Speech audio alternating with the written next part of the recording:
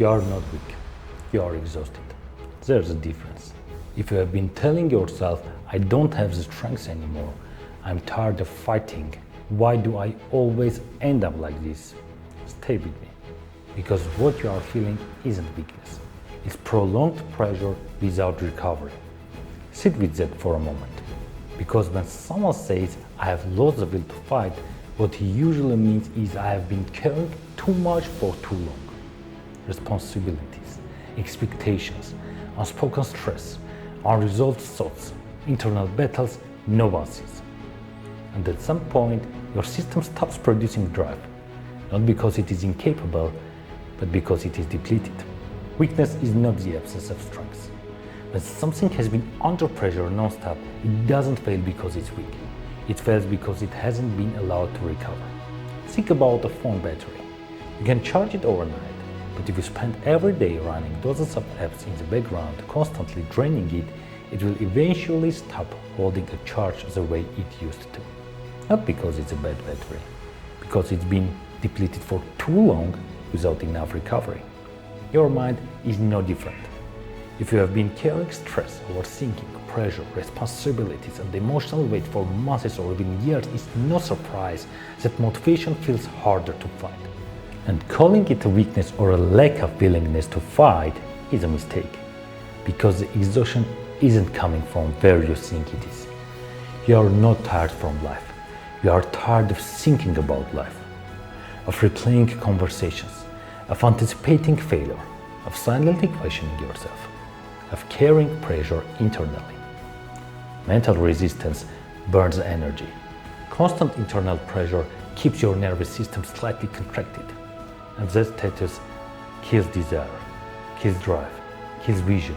And when that pressure goes on for too long, your brain starts shifting its priorities. Instead of pushing you forward, it begins trying to protect you and starts fighting just to maintain. At that point, you are not chasing dreams anymore.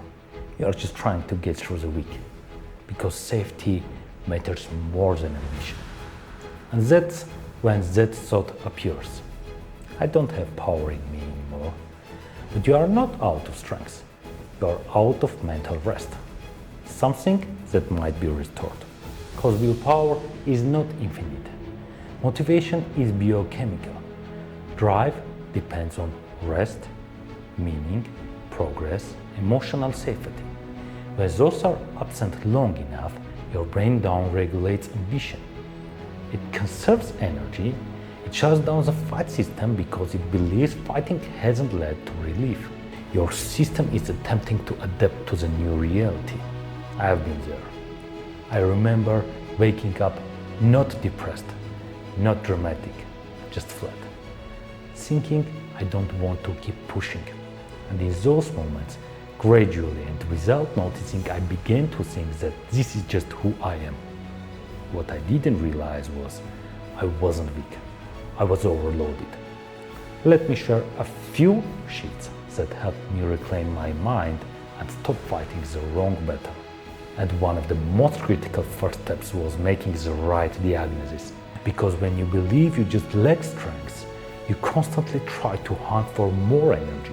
You try to force yourself to create strength out of thin air.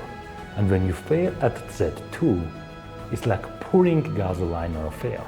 You unconsciously prove to yourself that you are powerless. But the truth is, even the most skilled soldiers don't march onto the battlefield when they are completely depleted. Therefore, the solution wasn't about finding extra strength. It was about plugging the holes where my energy was leaking. And that is where the question you ask yourself points you in the right direction. Instead of asking, how do I become strong again, it is much more constructive to ask, what is draining me daily? Because strength recovers naturally once the leakage stops. At this point, you don't need more power yet. You just need to stop bleeding the existing. Let me give you 3 practical steps to reduce energy draining, which helped me and may be useful for you too. First, for 7 days, give yourself permission to be tired. If you don't feel motivated, don't turn it into a character flaw. Replace I'm lazy with I'm overloaded. Energy returns when guilt stops draining it. Second, When the mind is exhausted, the body is usually frozen too. So pick one small physical thing, a walk where you actually push a little, a workout, even 5 to 10 minutes, a cold shower. Why? Because physical effort creates visible progress, and visible progress rebuilds self-trust. Third, most energy loss doesn't come from problems. It comes from open mental loops, unfinished thoughts, unanswered questions, unresolved what-ifs, internal debates without conclusion. Your brain doesn't relax when something feels unresolved.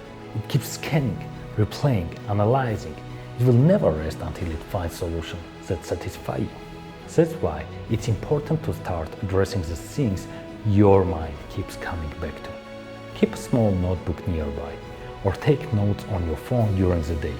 When you notice a thought looping, write one sentence. Not the solution, not the full breakdown, just name it. For instance, I'm worried I'm falling behind. I'm afraid I'm not doing enough. I feel stuck in my job. Close the notebook, and that's it. Why does this work? Because the brain relaxes when it knows the issue is stored. It sounds simple, but there's a profound biological reason to get these drains out of your head and onto paper.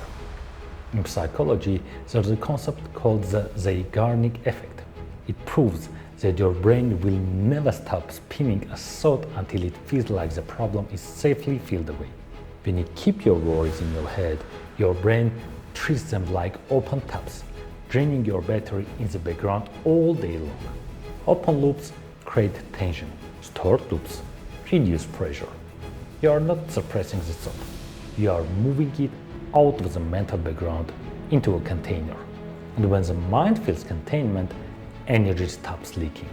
When it comes to lacking the willingness to fight, remember this.